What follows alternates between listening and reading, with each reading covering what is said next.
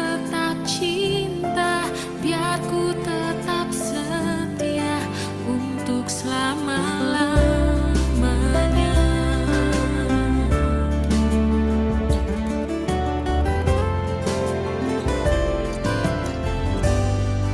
Ku tetap cinta, ku tetap cinta, walau badai datang menerpa. Ku tetap cinta, ku tetap setia, ku tetap setia,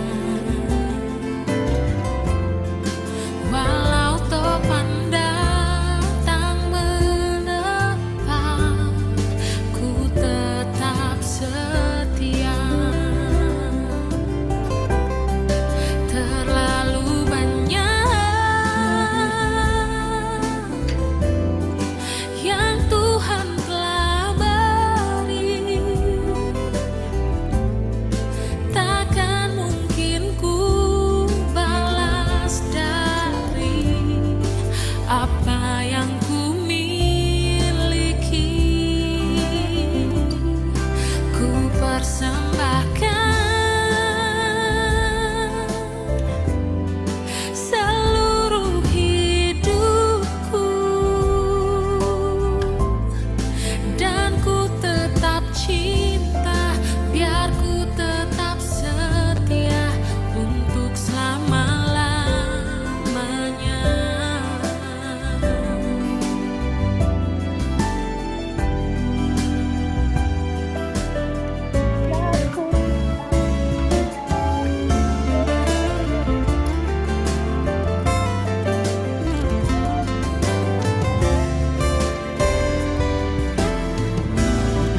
Terlalu banyak yang Tuhan telah beri, takkan mungkin ku balas dari apa yang ku miliki. Ku persembahkan seluruh hidupku, dan ku tetap cinta, biar ku tetap setia untuk selama-lamanya. Dan ku tetap cinta, biar ku tetap setia untuk selama-lamanya. Dan ku tetap cinta, biar ku tetap setia untuk selama-lamanya.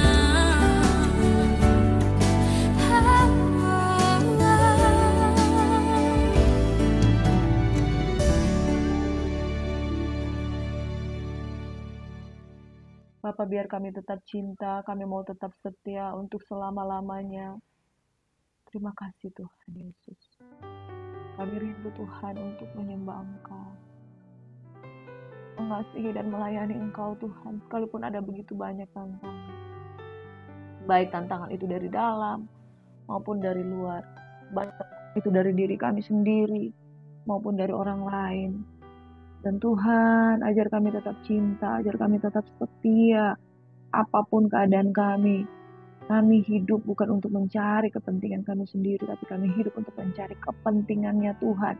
Biarlah nama Tuhan yang dimuliakan dalam setiap pelayanan kami. Hidup kami menjadi inspirasi, menjadi berkat dimanapun kami berada.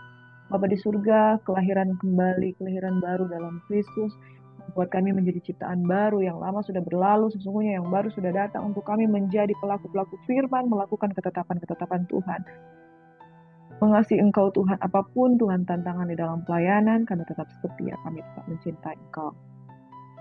Bapak, terima kasih Tuhan, bawa kami visi dan misi untuk mengerjakan keselamatan-Mu dengan takut dan gentar. Dalam nama Yesus Tuhan kami berdoa dan mengucap syukur. urapan Allah yang baru dalam nama Yesus terjadi dalam kehidupan kami. Amin. Shalom, selamat pagi saudara.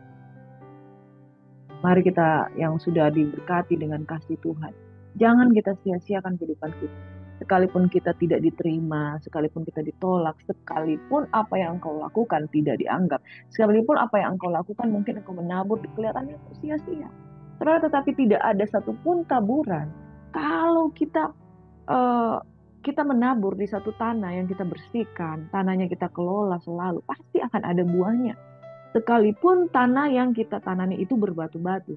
Tapi kalau tiap hari kita bersihkan batu-batu yang ada, kita singkirkan segala penghalang-penghalang yang ada. Seperti firman Tuhan katakan, ada penabur dengan 4 jenis tanah.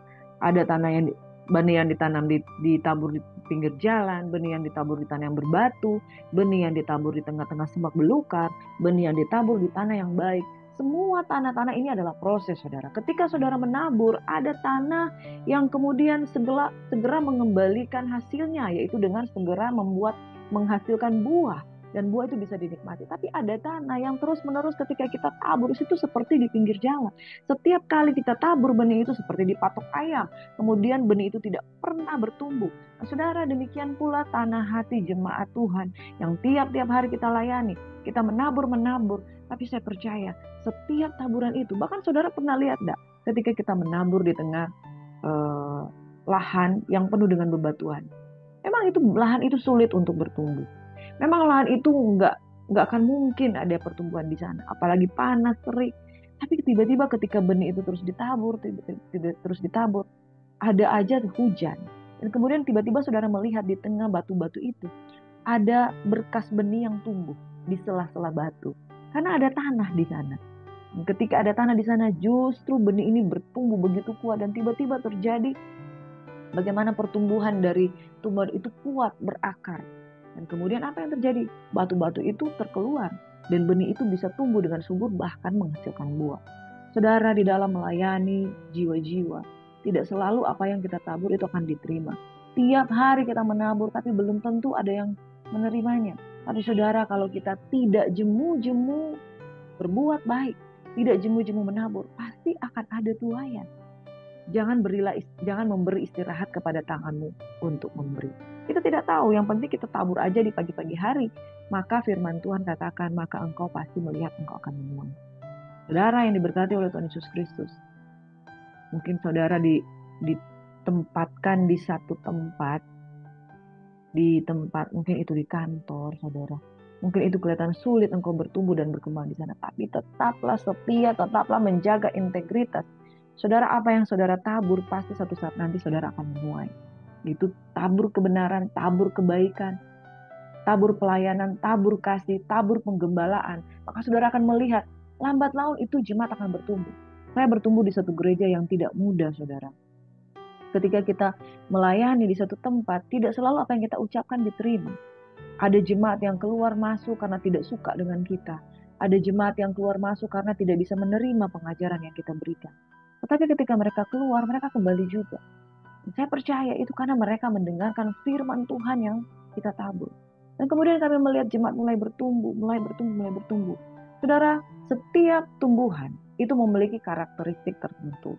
Dia akan bertumbuh dengan waktu yang berbeda. Saudara, mungkin pohonnya sama-sama pohon mangga. Tetapi karena pohon mangga ini bertumbuh di satu tanah yang baik, maka dia tumbuh dengan subur dan langsung menghasilkan buah. Tapi ada pohon mangga, benihnya ditabur di tanah yang penuh dengan semak belukar. Perlu proses, waktunya lebih lama. Yang ditabur di tanah berbatu lebih lagi, yang ditabur di pinggir jalan. Ada begitu banyak benih yang mati. Benih yang tidak bisa dimanfaatkan karena mati. Dan hanya 1-2 yang bisa bertumbuh. Saudara, yang paling penting, jangan pernah berhenti menabur.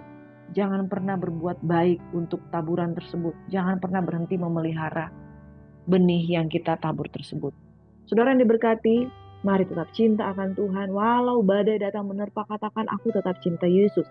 Walau pelayananku ditolak, aku tetap cinta Yesus. Walau pelayananku tidak selalu bertumbuh dengan baik, aku tetap cinta Yesus. Ada amin? Satu figur yang kita pelajari dari kitab Kisah Para Rasul, terus berlanjut dalam kitab Roma, terus berlanjut dalam 1 Korintus, terus berlanjut pada hari ini kita akan masuk di dalam kitab 2 Korintus, adalah seorang yang bernama Paulus. Dia adalah seorang penganiaya jemaat, dia bertobat dan kemudian dia menganiaya orang Kristen, dia menjadi orang Kristen. Dan orang Kristen yang bukan biasa-biasa, tapi radikal.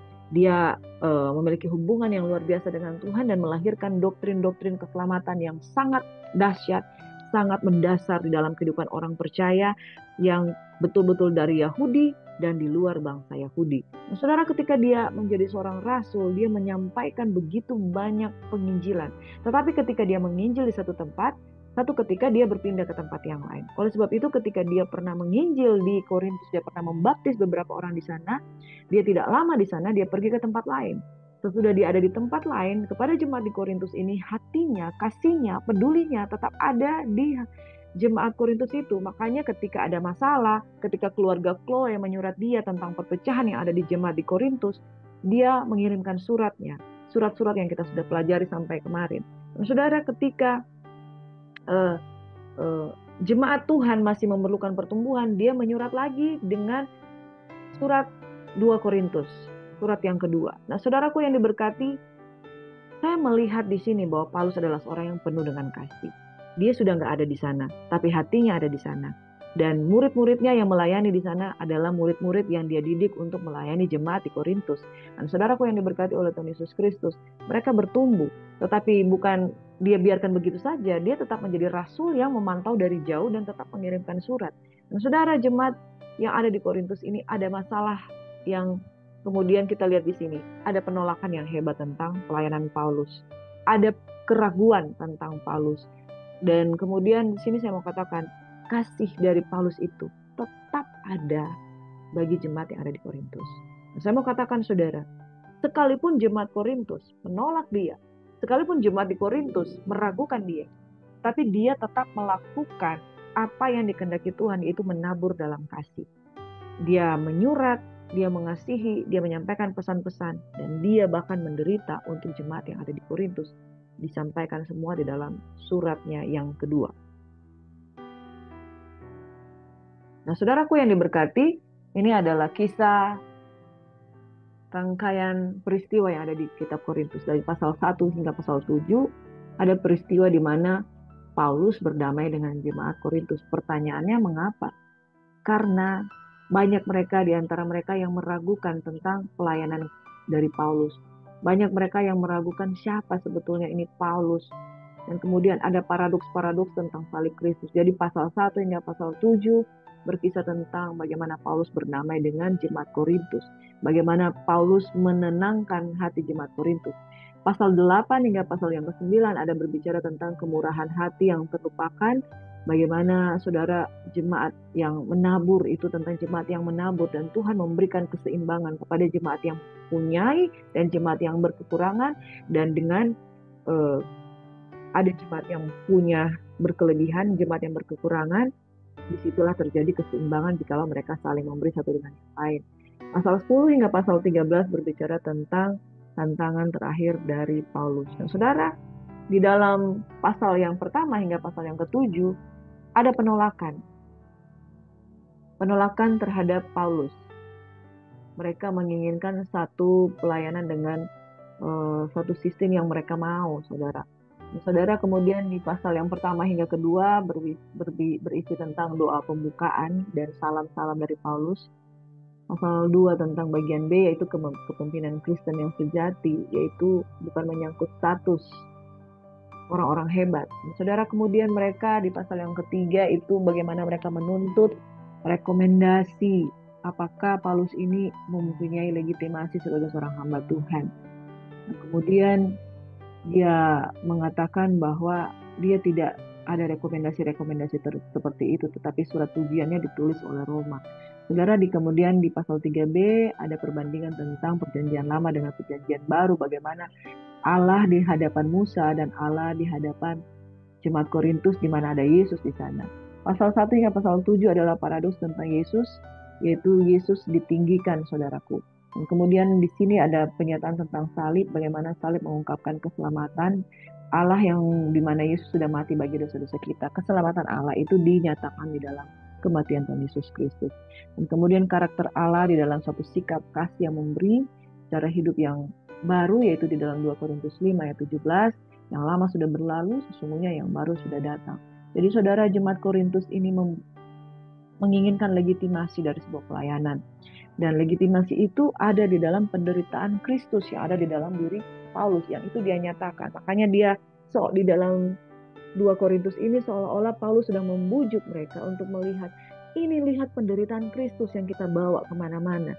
Dan saudara, Rasul Paulus sudah mengajarkan mereka bahwa legitimasi yang mereka minta bukan seperti legitimasi bagaimana seseorang diteguhkan dengan surat-surat rekomendasi, bagaimana seorang itu memiliki mahkota, kedudukan, dan status, tapi bagaimana seseorang yang betul-betul melayani Tuhan, dia memiliki tanda-tanda Kristus, tanda-tanda penderitaan Kristus di dalam tubuhnya. Karena mereka adalah orang-orang yang melayani yang sudah dianiaya di mana-mana, saudara. Dan Tuhan tolong mereka. Itulah tanda legitimasi pelayanan yang dibawa oleh Paulus, yaitu bilur-bilur Yesus yang dia bawa kemana-mana.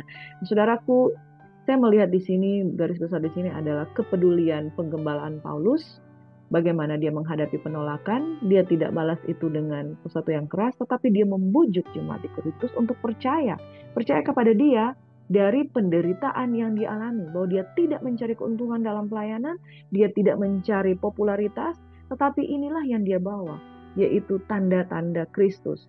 Dia menderita bersama dengan Kristus dan tetap setia memberitakan Injil. Dan itulah merupakan bukti dan tanda bahwa mereka dipelihara Tuhan, dan mereka memiliki tanda-tanda bilur-bilur Yesus. Mereka memiliki tanda legitimasi pelayanan dengan ciri khas salib dalam pelayanan mereka. Amin. Topik pada pagi hari ini saya berikan judul, pelayanan Paulus ditolak tetapi dia tetap mengasihi. Gambaran tentang kisah ini adalah surat penggembalaan Paulus kepada jemaat di Korintus, di mana dia adalah seorang yang sangat care, sangat peduli, dan dia mau mati untuk jiwa-jiwa yang dia layani, saudara. Itu merupakan ciri-ciri salib Kristus yang Paulus bawa di dalam pelayanannya, yang kiranya menjadi berkat bagi kehidupan kita. Salibmu, Yesusku, itulah kekuatan kita. Amin. Yang lama sudah berlalu, sesungguhnya yang baru sudah datang, yaitu hidup di dalam salib Kristus yang menyelamatkan. Di dalam 2 Korintus 2, saudara, firman Tuhan berkata seperti ini, aku telah mengambil keputusan dalam hatiku bahwa aku tidak akan datang lagi kepadamu dalam duka cita. Sebab jika aku mendukakan hatimu, siapa lagi yang dapat membuat aku menjadi gembira selain dia yang berduka cita karena aku. Dan justru itulah maksud suratku ini, yaitu supaya jika aku datang, jangan aku berduka cita oleh mereka yang harus membuat aku menjadi gembira. Sebab aku yakin tentang kamu semua bahwa sukacitaku adalah juga sukacitamu. Aku menulis kepada kamu dengan hati yang sangat cemas dan sesak, dan dengan mencucurkan banyak air mata, bukan supaya kamu bersedih hati, tetapi supaya kamu tahu betapa besarnya kasihku kepada kamu semua. Tetapi jika ada orang yang menyebabkan kesedihan, maka bukan hatiku yang disedihkannya, melainkan hati kamu sekalian, atau sekurang-kurangnya supaya jangan aku melebih-lebihkan hati beberapa orang di antara kamu. Bagi orang yang demikian, sudahlah cukup teguran dari sebagian besar dari kamu, sehingga kamu sebaliknya harus mengampuni dan menghibur dia, supaya jangan ia binasa oleh kesedihan yang terlampau berat. Sebab itu aku menasihatkan kamu, supaya kamu sungguh-sungguh mengasihi dia. Sebab justru itulah maksudnya aku menulis surat kepada kamu, yaitu untuk menguji kamu apakah kamu taat dalam segala sesuatu. Sebab barang siapa yang kamu ampuni kesalahannya, aku mengampuninya juga. Sebab jika aku mengampuni, seandainya ada yang harus kuampuni, maka hal itu kubuat oleh karena kamu di hadapan Kristus. Supaya iblis jangan beroleh keuntungan, dan kita tahu apa maksudnya, saudara. Amin. Sebab supaya iblis jangan beroleh keuntungan atas kita, sebab kita tahu apa maksudnya. Saudara, kalau kita lihat sekilas di sini ada satu peristiwa di mana Paulus sangat berduka cita dalam hatinya, baper, melankolis, oleh karena ada satu pihak. Dan saya melihat di sini ada 3 pihak.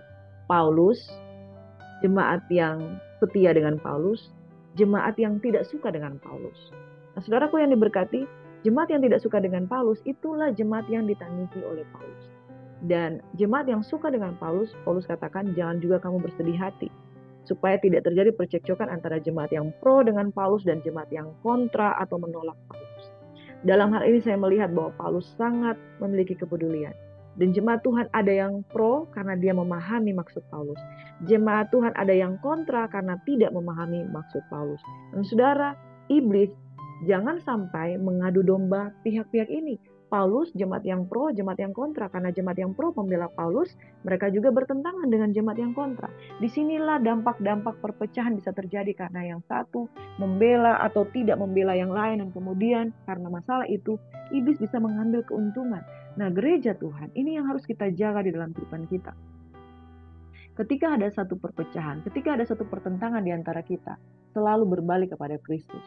Makanya Paulus katakan, kamu jangan berduka cita. Nanti kalau kamu berduka cita, kamu akan menimbulkan duka cita juga kepada jemaat yang kontra dengan saya. Dan ini saudara yang saya mau katakan, barang siapa memiliki persoalan, pergumulan di tengah-tengah gereja, mari kita jangan menambah perpecahan itu dengan menginginkan hal-hal yang jahat, yaitu jemaat yang pro dengan kita, itu juga jadi turut membenci jemaat yang kontra dengan kita. Nah, saudaraku yang diberkati, nasihat Paulus ini ditolak oleh jemaat yang kontra. Dan dia cari cara, bagaimana caranya supaya saya bisa menggembalakan jemaat ini. Dan saudara, Paulus tidak memperbesar perbedaan. Paulus tidak memperbesar perpecahan karena dia sudah semakin matang.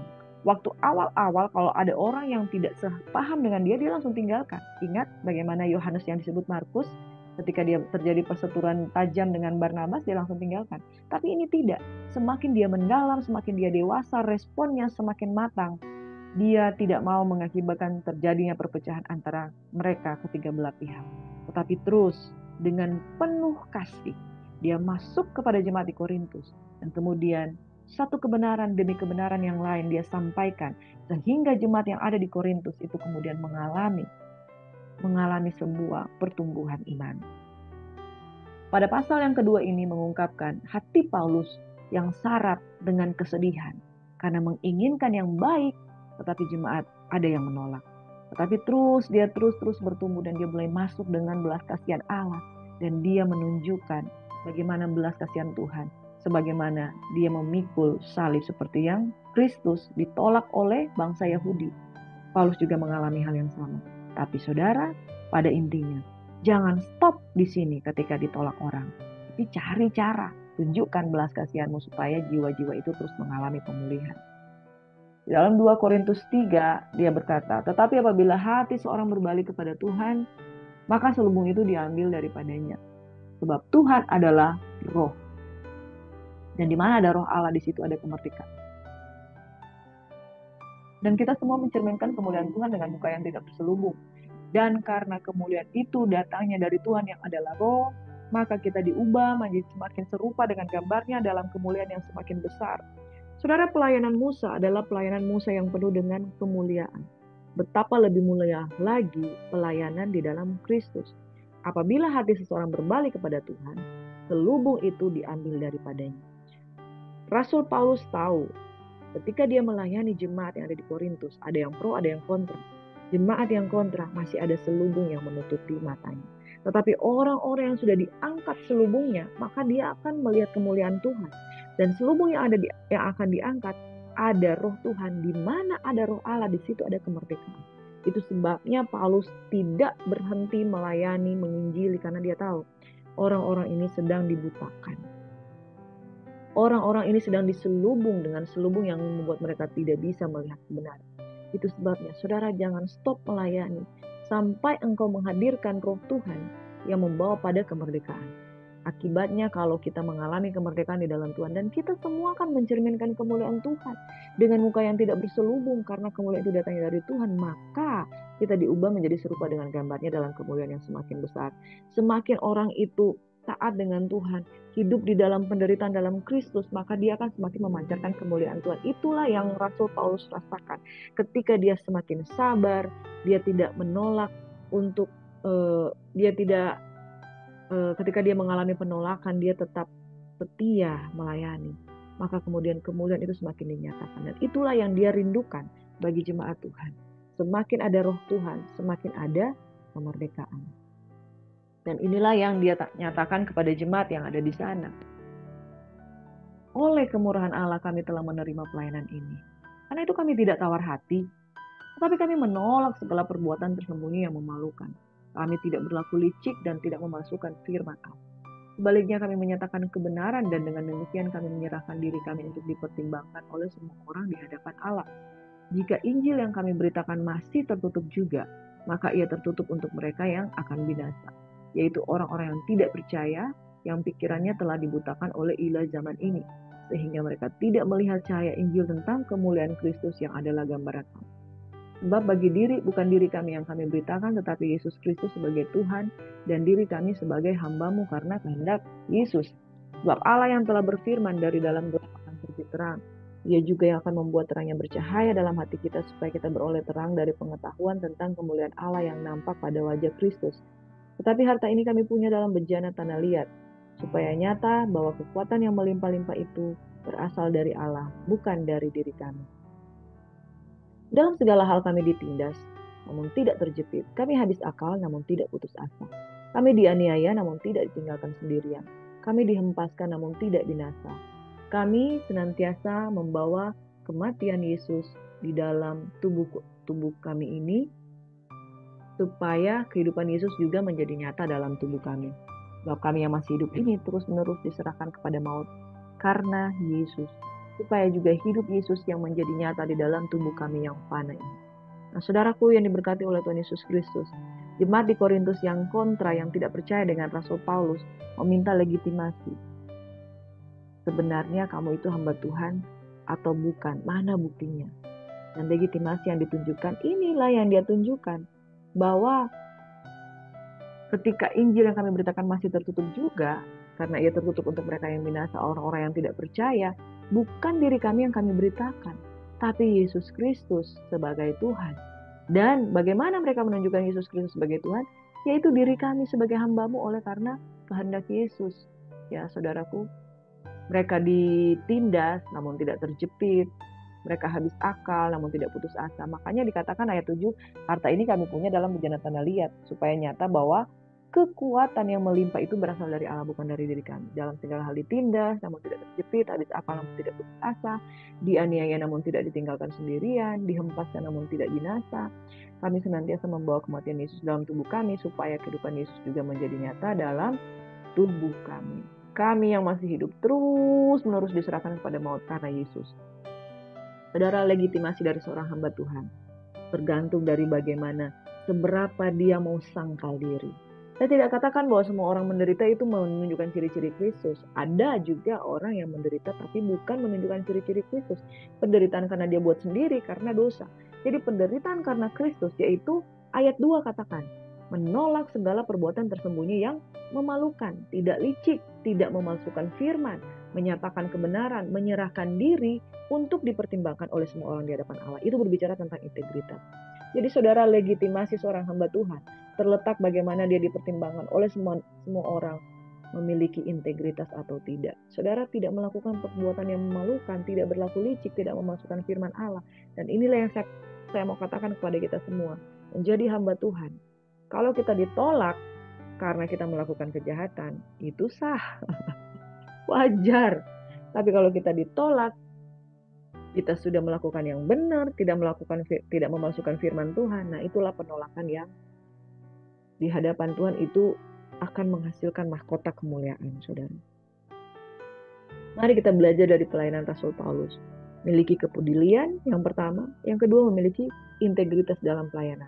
Maka penolakan itu nggak akan ada artinya. Mereka membawa bau harum Kristus dalam tubuhnya, yaitu pengorbanan Tuhan. Amin. 2 Korintus 4 ayat 16-18 lanjut. Sebab itu kami tidak tawar hati. Amin saudara. Tidak tawar hati.